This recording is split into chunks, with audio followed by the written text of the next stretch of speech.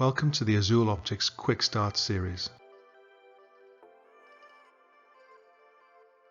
This course discusses how to interpret the results of the examination and how to offer advice to patients. So let's have a look at interpreting the results of the examination. In the previous course, we discussed recording patient demographics and running an examination. At the end of the examination, you will be taken to the results screen. This helps you to explain the result of the examination to the patient and offer them advice on improving their eye health.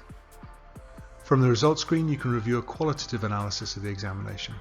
This will warn you if it was not run correctly, for example, if the patient was guessing during the test. From the analysis screen, you can print out the patient test report. This course covers all of these areas in detail. The result of the examination will be a score between 1 and 10, where 1 is low and 10 is high. The MPI will display this graph showing a distribution of scores of a typical Western population. It will also show how the patient's score places them within that population distribution. Patients on the low side are in the higher risk category and so should be encouraged to take action. Those on the higher end should be encouraged to come back for regular monitoring. The patient's score is usually a number between 1 and 10. However, it may also look something like this: 1B7. 1 is their score on the white scale. This is their actual score and the one you should use when advising them. 7 is the score on the blue scale. So, to explain, the test is much easier in blue than in white. The blue test has 8 levels. You can think of these as 0.1 to 0.8, i.e. less than 1. So, a score of 1B7 means that the patient can't do the white test but can score 7 in the blue test. So, you should treat them as if they have scored 1 overall. In addition to the patient score, the system provides a qualitative analysis of the examination. This is intended to give you confidence in the test result or to highlight where the examination may not have been run optimally. The score and the test type, blue or white, are shown at the top left. The analysis shows the time taken in seconds at each stage. Green bars show correct answers, black bars indicate the level at which the patient admitted they could no longer see the bow tie. You should see a pattern in the response similar to this. Patients should slow down as the test becomes more difficult, and when they can no longer see the bow tie, they will say, "I don't know." At the bottom left, there's an analysis of the quality of the test. In this case, the test results look consistent, and this is a good thing. This example is less positive. Instead of slowing as the test has become harder, the patient has speeded up again after level 6, indicating they may be guessing.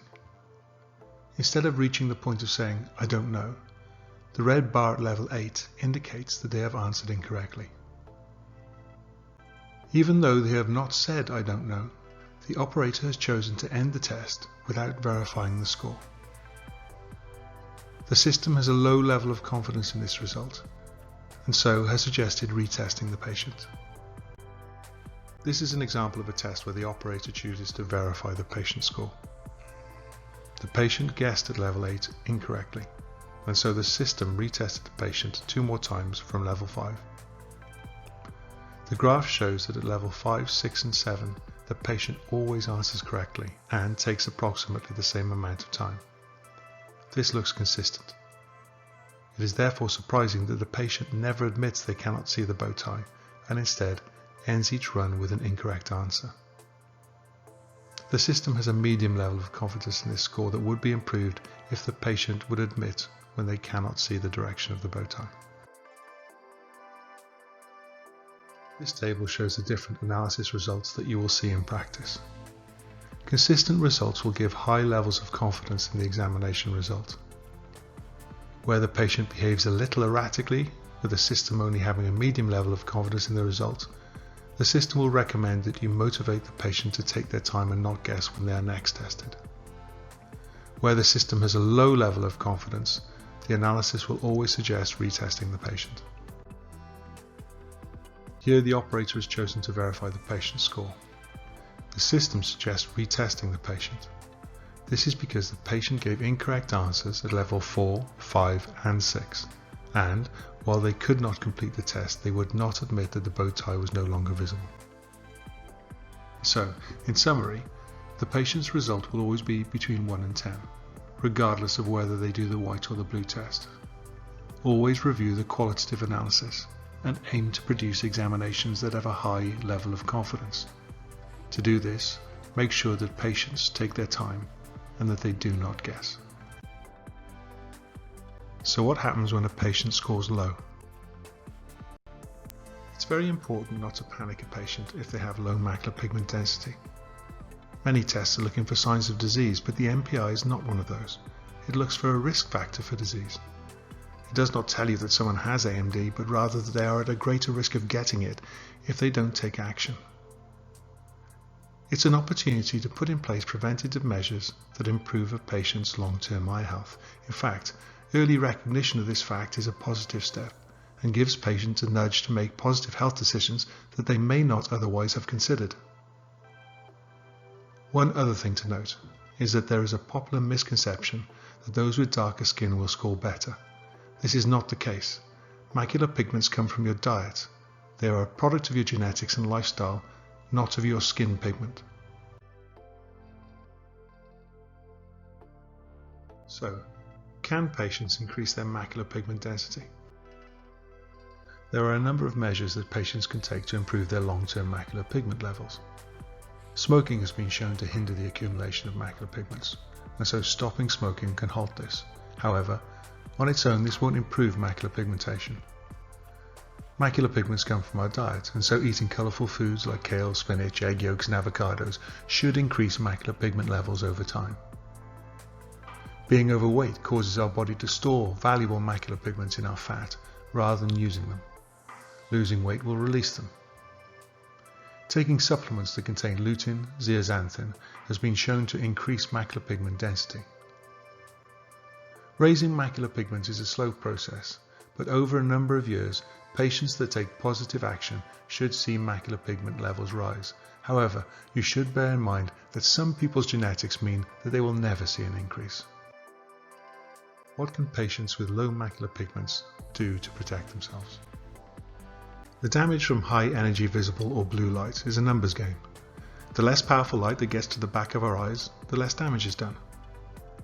If a person has low levels of natural protection, they can increase their levels of protection by staying out of the sun, wearing a hat on bright days, wearing sunglasses, or getting blue filtering lenses that reduce HEV transmission fitted to their normal spectacles.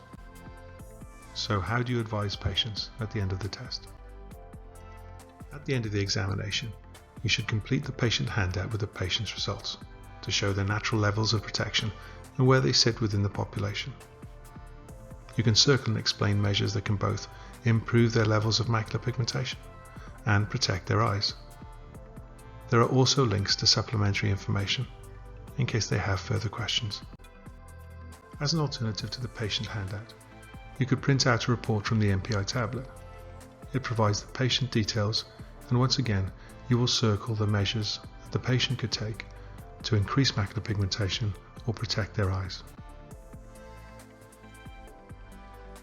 So why monitor macular pigments over time? Regular monitoring will provide a number of benefits to both patient and practice. Firstly, seeing improved performance may encourage patients to continue taking positive steps to protect and improve their eye health. Secondly, a large drop in performance may signal deeper issues and so could trigger proactive investigation. And lastly, an interest in increasing their scores may motivate patients to have more regular eye exams. So, in summary, use the leaflet to structure the results of the test and provide the patient with supplementary information. Don't panic patients that are low. Explain that it is positive to improve health decisions. If a patient is low, you should explain how they can improve their natural protection and also how they can protect their eyes through life. And lastly, always encourage patients to come back for regular reviews so that maintenance of good eye health is foremost in their minds. That's the end of this course. Thank you for watching, and if you want more information, please contact us at www.azuloptics.com.